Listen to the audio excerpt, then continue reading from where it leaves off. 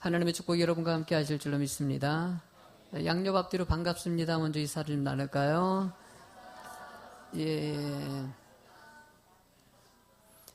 새해 첫날입니다.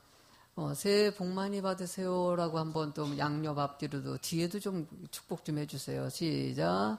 새해 복 많이. 새해는 잘 될지어다. 아멘.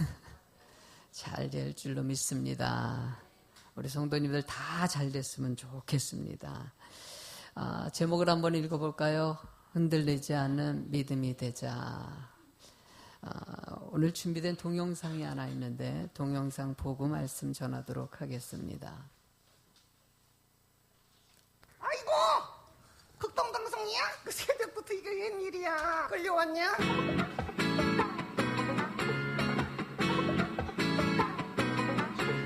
원래 이렇게 해야 돼? 네네네, 이게 새벽부터 하나님께서 누가 만들었어?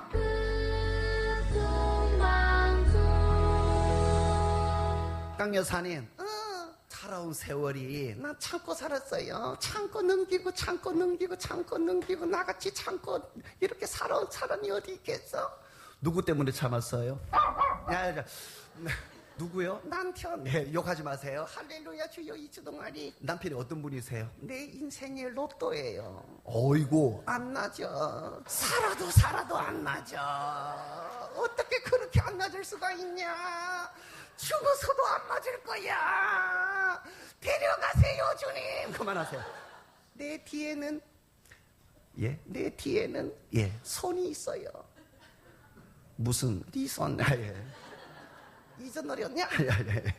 손을 빼면 어떻게 될까요? 하지 마라. 한번 빼볼게요. 안 돼, 잠깐만. 손을 뺐습니다. 강 여사 뒤에 있는 손은 이 손입니다. 손을 뺀 강 여사님은 어떻게 될까요? 어이구, 앉지도 못하시고 아무것도 할 수 없죠. 아무것도 아닙니다. 손이 없으면 이렇습니다. 여러분 뒤에도 손이 있습니다. 하나님의 손인 줄로 믿습니다. 뭐가 그리 바쁜지 뭐가 그렇게 생각할 것이 많은지 우리는 항상 이 사실을 잃어버리고 사는 것 같습니다. 손을 한번 넣어볼까요? 만에 하나 하나님의 손이 우리에게 없었다면 이렇게 됐겠죠. 아무것도 아니었습니다. 이런 우리를 버려두지 아니하시고 하나님께서는 살리신 줄로 믿습니다.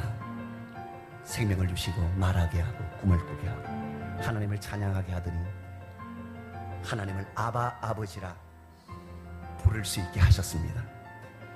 그 영원한 하늘나라에 들어가게 하셨습니다. 우리는 매일 없다라고만 합니다. 달라고만 합니다. 부족하다라고만 합니다. 아니요, 다 주신 줄로 믿습니다. 다 있다 말하십시오. 아이고, 강 여사님 왔어? 왔어요. 왜 놀라세요? 보여? 뭐가 보이세요? 뒤에 뭐가 있어요? 손. 무슨? 하나님의 손. 다 있어요? 다 있네. 그래서 이분들이 어떻게 보이세요 지금?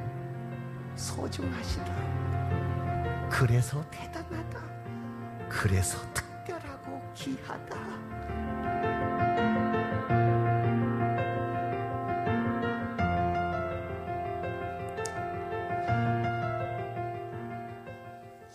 네, 어느 분이 SNS를 통해 가지고 보내주셔 가지고 보는데 오늘 설교랑 또 연관이 되는 것 같아서 준비해봤어요. 하나님은 우리를 사랑하시고 여러분들의 하나님의 천국의 백성이 되게 하셨습니다.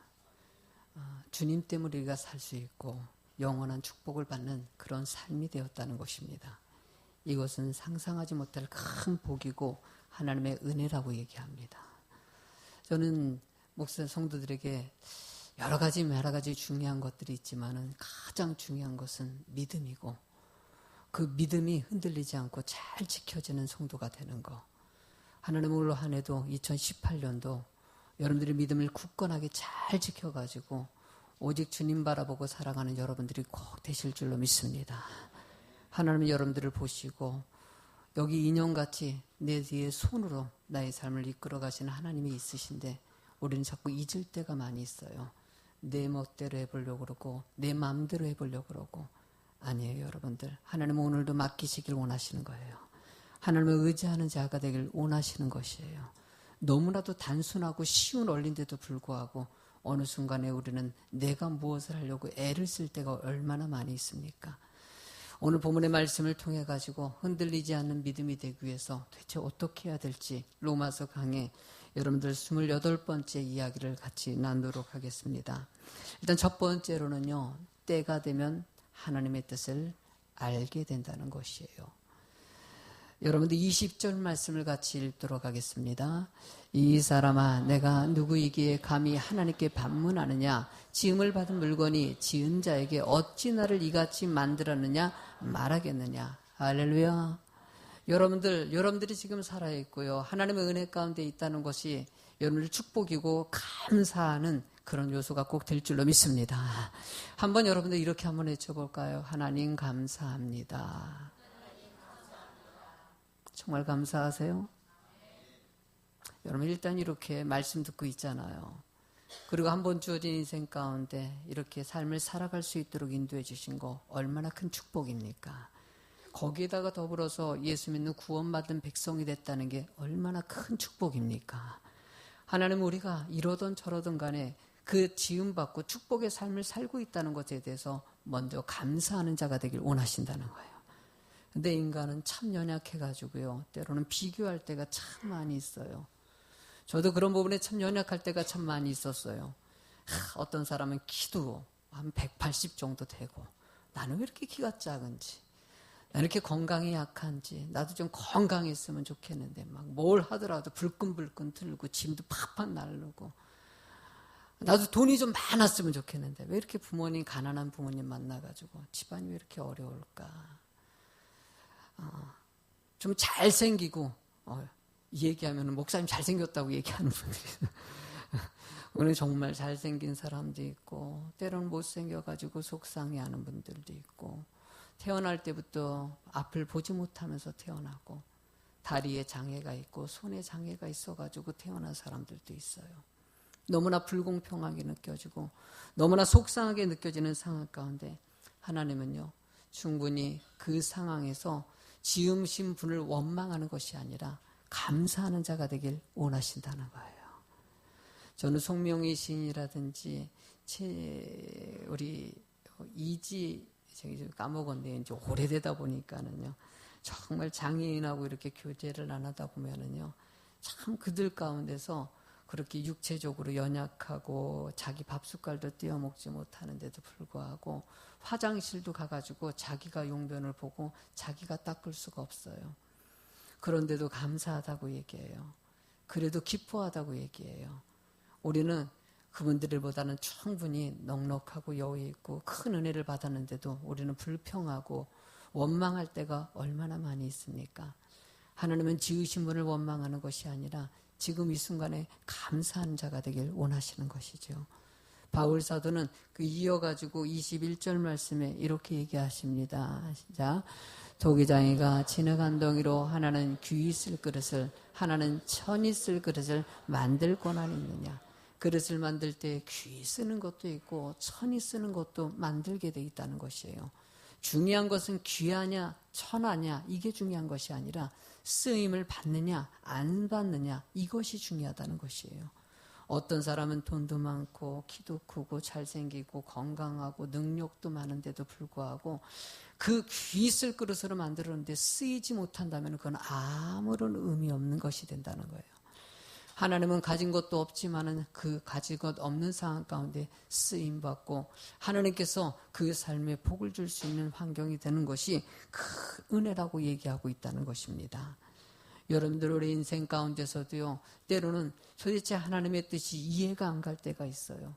하나님 도대체 왜 이러시는지 하고 왜 이런 환경을 만들고 왜 이런 일들이 닥치냐고 원망할 때가 얼마나 많이 있습니까? 하나님은 하나님의 계획이 있습니다. 우리들이 알지 못한 하나님의 뜻과 하나님의 섭리가 있다는 것을 늘 성경은 얘기하고 있습니다. 성경은 이해하지 못하는 일들을 좀 여러 가지로 적어놓은 것 중에서 요한복음 11장 6절의 말씀, 정말 이해할 수 없는 일이 거기서 벌어집니다. 한번 읽어보실까요? 나사로가 병들었다는 을 들으시고, 여러분들 나사로가 어떤 사람입니까? 마리아, 마르다, 예수님께서 너무나도 사랑했던 사람이에요. 그렇게 사랑했던 사람이 죽을 병이 들었어요. 그런데 예수님이 가가지고, 예수님, 나사로가 지금 죽게 됐다고, 예수님 많은 사람 치료해줬고 손을 얹은 즉 낫는 역사가 그렇게 있었으니까 예수님 나사로 병들었다고 하니까 빨리 와달라고 부탁했어요. 근데 예수님께서 여러분들 뭐 했다고 그러니까 지금 이틀을 더 유했어요. 안 갔어요. 이틀 동안 안 갔어요. 하루도 아니고. 며칠이요? 어저께 성도님이 아침에 전화가 왔어요. 목사님, 우리 애가 너무나 아파요. 신방 좀 부탁해요. 목사님 좀 몸이 불편한 것 같은데 갈 수 있냐요? 아니 뭐 여건만 되면은 구멍은 충분히 갈 수 있는, 그래도 뭐 조금 힘들긴 했지만은 그래도 갈 수 있는 여건이 있어서 내가 충분히 갈 수 있다고. 바로 가서 성도님 가서 예배를 드리고 왔어요. 근데 만약에 저한테 요청이 들어왔어요. 목사님, 우리 애가 지금 죽을 것 같아요. 목사님 와서 기도해 줬으면 좋겠어요. 근데 내가 안 가요. 그럼 어떻게 될까요? 어떤 일이 벌어질까요, 여러분들? 안 갔어요. 집사님 요청해 우리 집에 와서 기도 좀 해달라고 안 갔어요. 근데 그 집사님이 너무나 속상해가지고 교회를 왔는데 내가 여기서 바둑 두고 있어요. 그러면은 어떤 일이 벌어질까요? 그 성도 우리 교회 떠날까요, 안 떠날까요? 떠날 확률이 좀 있어요, 없어요? 있어요. 그걸 우리가 시험이 된다고 얘기하죠. 여러분들 나사로 마르다 마리아가 시험 들까 안 들었을까요? 성경은요 유치해 보건대 조금이지만 시험 들었어요.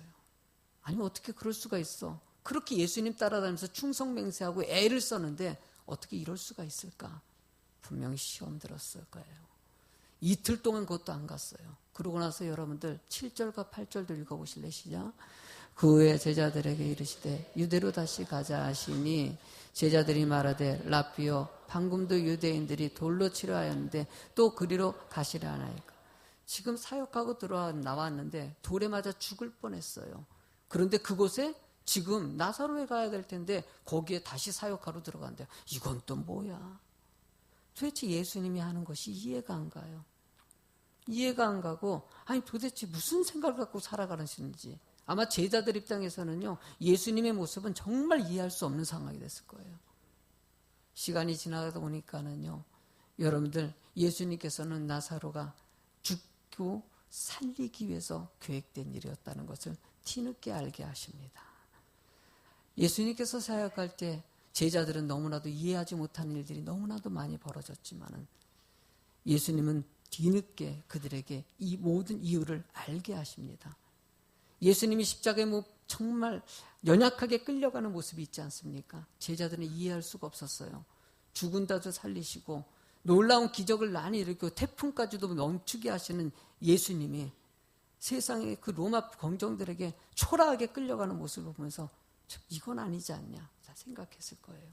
그러나 예수님께서는 그렇게 끌려가서 그렇게 비참하게 죽으시고 그렇게 해야지, 다시 태어나야지 부활의 은혜를 우리들이 체험하게 하시고 우리를 구원하시기 위해서 그렇게 하셨다는 거예요. 하나님 이 순간에도 여러분들이 모든 사실을 믿고 하나님을 바라보는 자가 되길 원하십니다. 분명히 모든 일엔 주님의 뜻이 있습니다. 왜 이런 일이 벌어졌을까라고 생각하기 전에 이 모든 것은 여러분들을 더 믿음 성장하게 만드시고 더 큰 은혜의 삶이 될 수 있도록 만들어 주셨다는 것이에요. 두 번째 제목을 같이 한번 읽어보시겠습니까?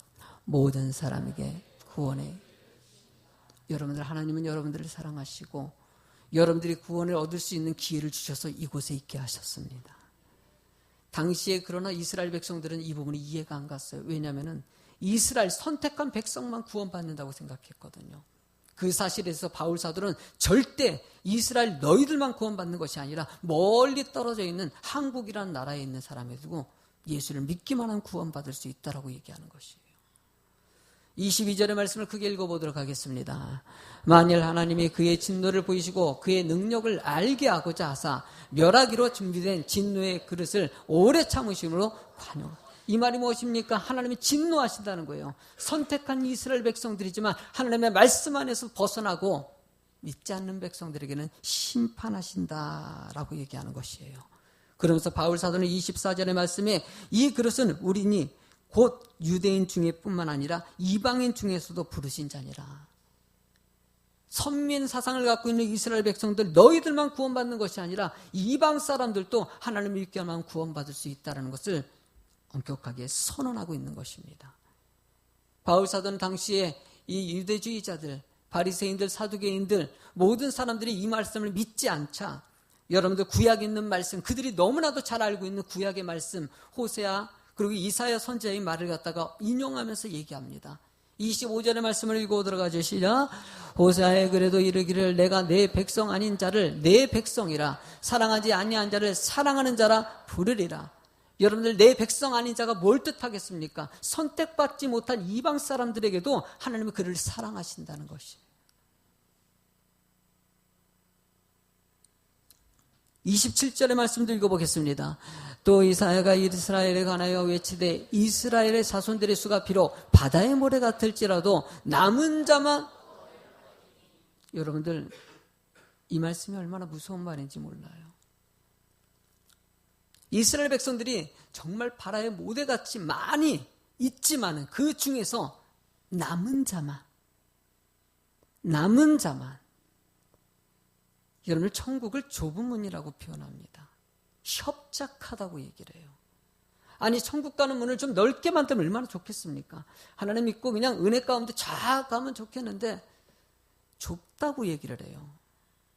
들어가기가 힘들다는 것이에요. 여러분 천국 가기가 쉽습니까? 어렵습니까? 아니 목사님 예수 믿고 천국 가는데 뭐가 어렵습니까? 여러분들 죄를 가진 사람은 천국 가지 못합니다. 그래서 회개하라. 회개하고 주님 은혜 가운데 거한 사람만이 천국의 소망을 얻을 수 있다는 거예요. 저는 여기 계신 여러분들이 다 천국 갔으면 좋겠어요. 양옆으로 한번 인사하죠. 천국에서 만납시다. 좀 웃으면서 해봐요. 여러분 천국 가야 돼요. 누구나 유한한 세상에 살고 있는 여러분들 어느 순간에 끝은 오게 되어 있고요. 하나님 구원의 백성으로서 영생 얻는 여러분들의 삶이 되기를 원하신다는 거예요. 그때에서 이 땅에 살아갈 때 늘 하나님께서는 말씀 안에 바로 서서 주님만을 바라보는 자가 되길 원하시는 것이죠.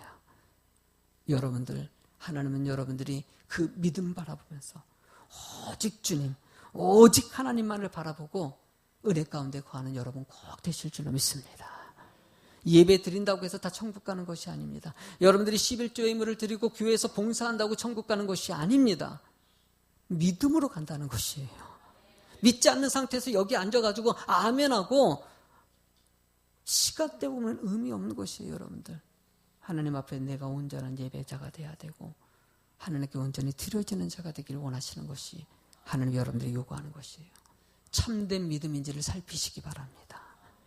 이런 믿음 있는 사람들이요, 여러분들 하나님이 가장 원하는 것은 지키는 것이에요. 예수 믿었다고 끝나는 것이 아니라 수없이 다양한 방법으로 여러분들을 유혹하는 사단의 역사들이 있다는 것이에요. 다양한 방법으로 여러분들의 마음을 흔들어 놓는 모든 것에서 굳건하게 믿음을 지키고 가야 되는 거.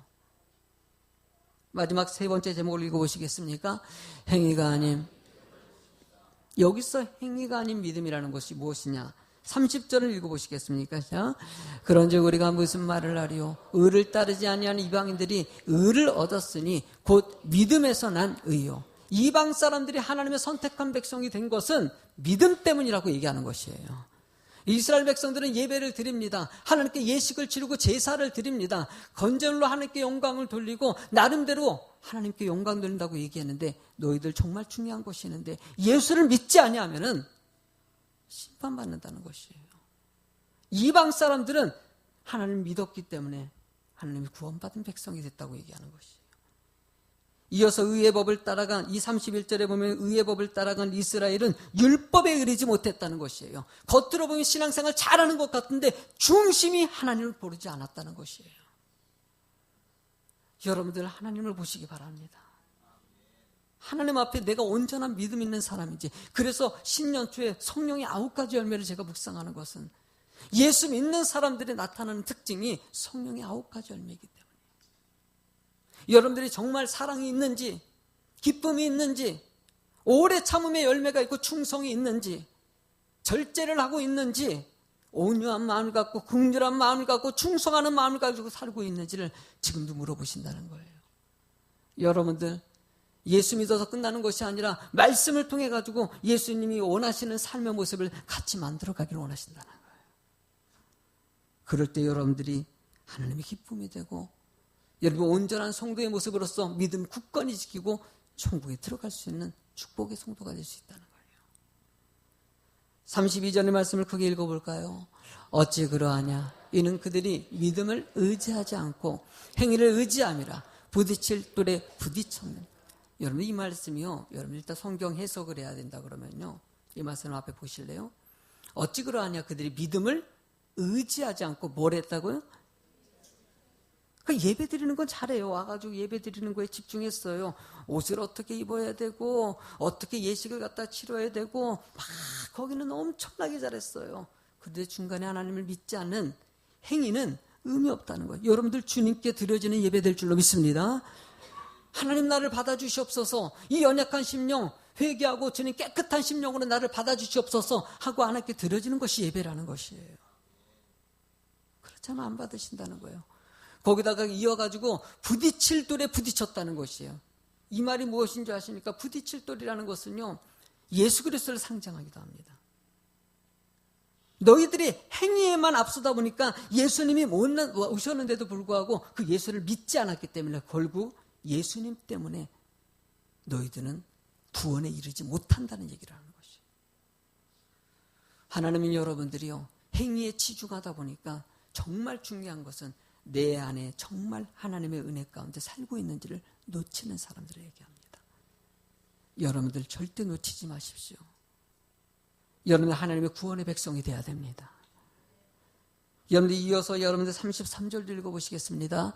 기록된 바 보라 내가 걸림돌과 거치는 바위를 시온에 두노니 그를 믿는 자는 부끄러움을 당하지 아니한가 함가.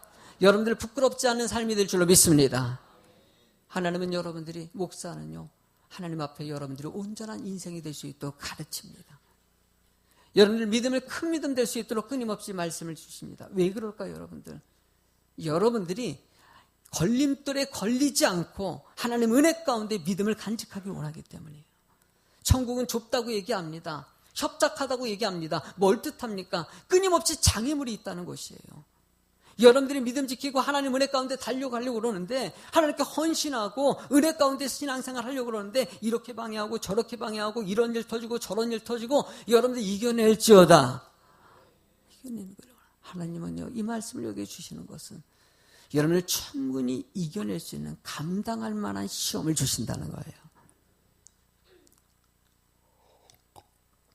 성도님들 볼 때마다 참 성숙한 믿음의 성도들을 보면요 문제를 일단 여기질 않아요. 왜? 하나님께서 이 문제를 통해서 나의 믿음을 크게 키워줄 것이다. 교회 안에서 제일 시험 많이 들게 하는 사람이 누굴까요? 목사가 참 강단에서 하기 때문에 때로는 목사 때문에 뭐 잘 해줄 때는 좀 그렇지만 한 개라도 섭섭한 일 생기면 시험 들 때가 있을 때 목사는 정말 마음이 아파요. 근데도요 귀한 성도님들이요 그런 고백할 때가 있어요. 목사님 이러던 저러던 나는 그래도 오직 주님만 바라봅니다. 이번에 그런 얘기 들을 때마다 정말 고맙고 힘이 돼요. 여러분들 주님 바라보고 달려가는 자가 되기를 원하시는 거예요. 죄가 들어온 세상에 늘 부족한 것 투성이에요. 정말 부족하게 멋지게 사업해가지고 잘 해보고 싶었는데 분명히 잘 될 것 같았어요. 그런데 막상 해보니까 생각 같지가 않아요. 아까도 우리 인형극 동영상 보지 않았습니까? 그렇게 사랑한 사람이라고 했는데 아이고 왼수라고 얘기하고 하나님 저 왼수 좀 빨리 데려가 달라고.